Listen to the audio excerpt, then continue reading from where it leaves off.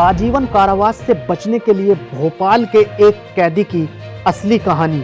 Jail से बचने के लिए इसने तो फिल्म अंधा कानून जैसी स्क्रिप्ट को हूबहू नकल कर डाला।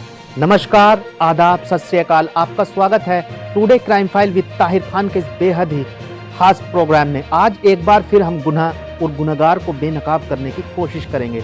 जब होता है अपराध तो शातिर अपराधी छोड़ता है सबूत। इन्हीं सबूतों की बिना पर होती है अपराधी की तलाश। जब अपराधी का चेहरा जुर्म से होता है बेपर्दा तो छिप नहीं पाती अपराध की कड़ियां। इन्हीं जुड़ती कड़ियों की बिना पर मिलती है सजा। ये एक सच्ची घटना है जिसे मैं आपको बताने जा रहा हूं। जुर्म की दुनिया वाकई अजीब है। कई बार जो दिखता है असल में वो होता नहीं है, और कई बार जो होता है वो असल में दिखता नहीं है। यह कत्ल की कहानी भी कुछ वैसी ही है। जिस शख्स की मौत होती है मौके से उसकी लाश भी मिलती है और सुसाइड नोट भी वहीं पर मिल जाता है। वहां से मौत के सबूत मिलते हैं और मौत की वजह भी इन सभी को देखकर पुलिस भी मान लेती है कि ये वाकई आत्महत्या का ही केस है।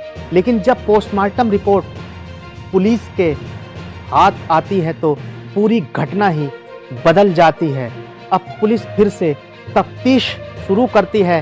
फिर से जो कहानी सामने आती है तो उसे जानकर पुलिस भी दंग हो जाती है। आज क्राइम की कहानियों में मध्य प्रदेश के एक बेहद ही सस्पेंस थ्रिलर मर्डर मिस्ट्री की ये सच्ची कहानी है। 29 जून 2019 को भोपाल में मिला था एक कैदी का शव। मध्य प्रदेश की राजधानी भोपाल की सेंट्रल जेल। साल 2019, तारीख 29 जून। इस दिन पैरोल पर जेल से निकले कैदी को वापस लौटना था। 14 दिन की पैरोल पर जाने के बाद जेल प्रशासन को भी उसके लौटने का बेसब्री से इंतजार था। तभी जेल प्रशासन को लोकल पुलिस से एक सूचना मिलती है कि उस कैदी की मौत हो गई है। हत्या के केस में उम्र कैद की सजा मिलने और जेल की जिंदगी से परेशान होकर उसने घर में ही आत्मदाह कर लिया है।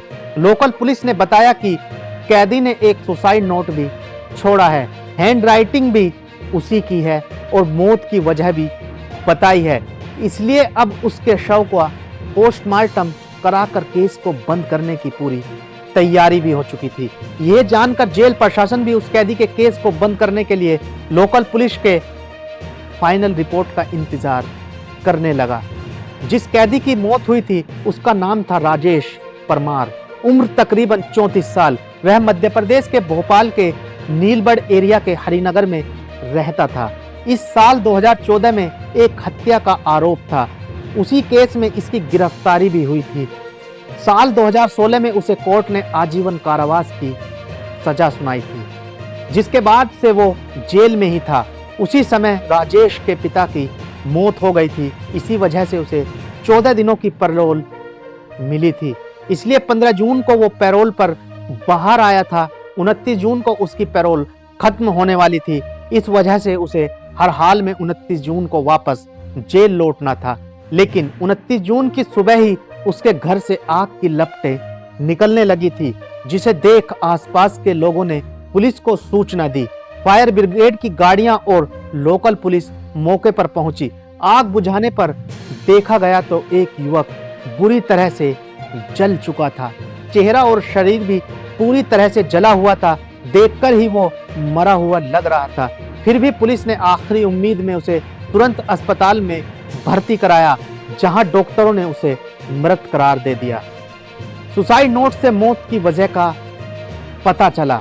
अब पुलिस ने घर की तलाशी ली तो एक सुसाइड नोट भी मिला, जिसमें लिखा था कि पिता की मौत होने से वो दुखी था। अब परिवार में कोई उसे पैरोल भी नहीं दिलाएगा। इस वजह से वो अब इस दुनिया से निराश होकर जा चुका है। लिहाजा वो आग लगाकर आत्महत्या कर रहा है। इसके लिए कोई दूसरा जिम्मेदार नहीं है।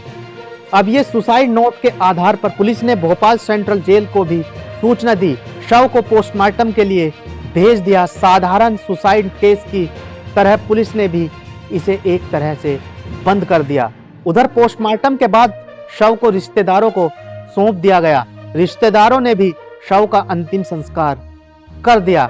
लेकिन इस पूरे केस में 24 घंटे बाद नया मोड़ सामने आ गया जब वहां की पुलिस को राजेश परमार की पोस्टमार्टम रिपोर्ट मिली। उस समय के भोपाल पुलिस के नए एसएसपी अखिल पटेल के पास नीलबढ़ का एरिया था। इन्होंने जब पोस्टमार्टम रिपोर्ट देखी तो पूरी तरह से चौंक गए। रिपोर्ट में लिखा था कि गला दबाने से जान गई है, यानी मौत की वजह आग या धुएं से दम घुटना नहीं बल्कि गला दबाकर हत्या हुई है। फिर वो इस केस की तफ्तीश में जुट जाते हैं। तुरंत मौके से ली हुई सभी फोटोग्राफ अपने पास मंगवाते हैं। अगर आग से जलकर मरा तो फिर गला किसने और क्यों दबाया? सभी फोटो को बारीकी से देखते हैं। एक फोटो में वो देखते हैं कि मरने वाले शख्स का पैर बिल्कुल एक दूसरे से चिपका हुआ था, जबकि जब कोई जलकर मरेगा तो वो तड़पने लगेगा। फिर उसके पैर एक दूसरे से चिपकने के बजाय अलग अलग होने चाहिए, लेकिन इस केस में ऐसा नहीं था। दूसरी तस्वीर भी देखते हैं। उनसे पता चलता है कि उस शख्स का चेहरा और सीने वाला हिस्सा पूरी तरह से जला हुआ था, जबकि हाथ और पैर ज्यादा जले नहीं थे और अजीब तरीके से मुड़े भी थे। इससे शक यही होता है कि कहीं हाथ और पैर बंधे तो नहीं थे जिस वजह से ऐसा हुआ हो।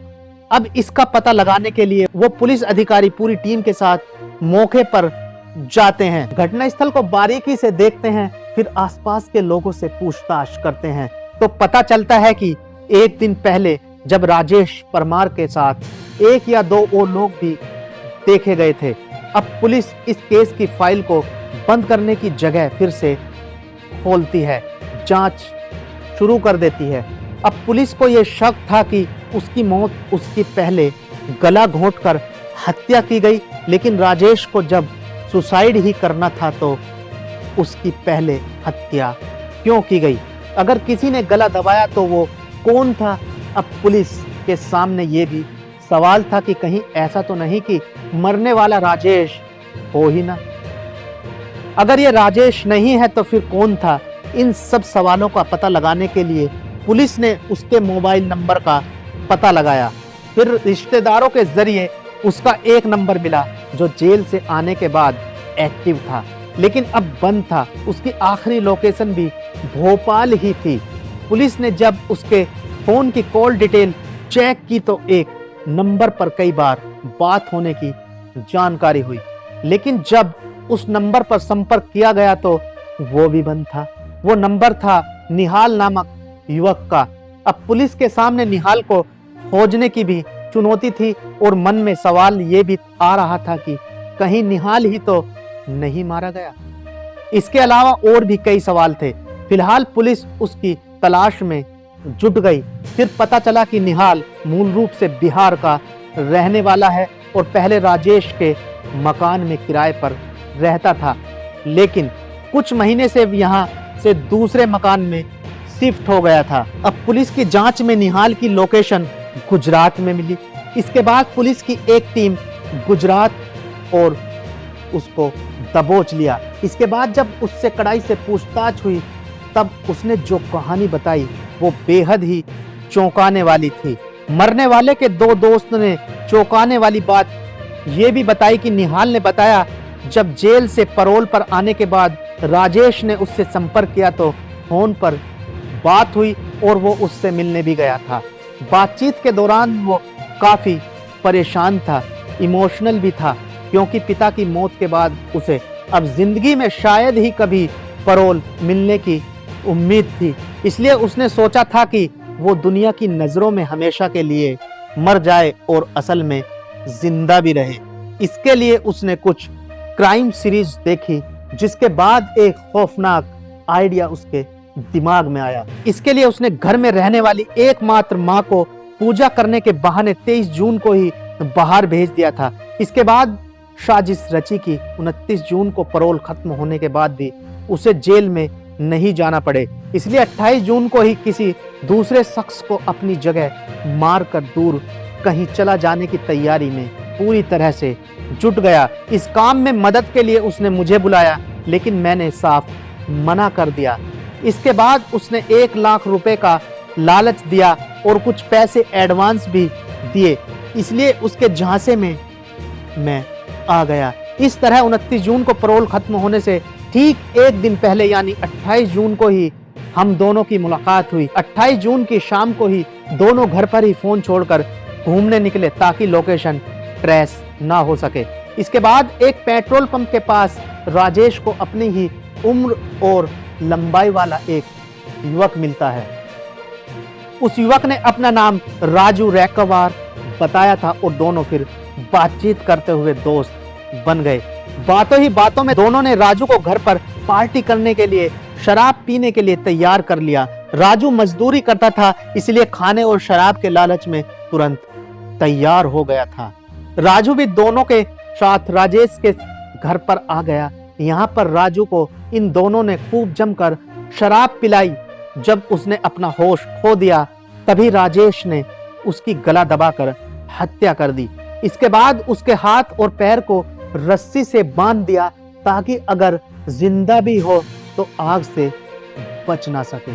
हाथ पैर बांधने के बाद उसे फर्श पर लिटाया और घर में रखी किताबों को उसके ऊपर डाल दिया। फिर राजेश ने खुद एक सुसाइड नोट लिखा, उसे कुछ दूर पर रख दिया ताकि वो सही सलामत पुलिस को सुसाइड के सबूत के रूप में मिल जाए। इसके बाद दोनों ने बाइक से निकाला हुआ पेट्रोल भी उसके ऊपर डाल दिया ताकि आग से वो पूरी तरह से जल जाए। क्योंकि घर का दरवाजा बाहर से बंद होने पर साजिश का शक हो सकता था, इसलिए दोनों ने घर के दरवाजे को अंदर से बंद किया और छत के रास्ते बाहर निकल आए। इसके बाद खिड़की से माचिस जलाकर तीली को अंदर फेंक दिया। इस तरह जब आग की लपटें बढ़ गई तब दोनों एक साथ वहां से फरार हो गए थे। साजिश के तहत राजेश ने निहाल का एक पुराना सिम कार्ड सिर्फ लिया और साउथ इंडिया में चला गया।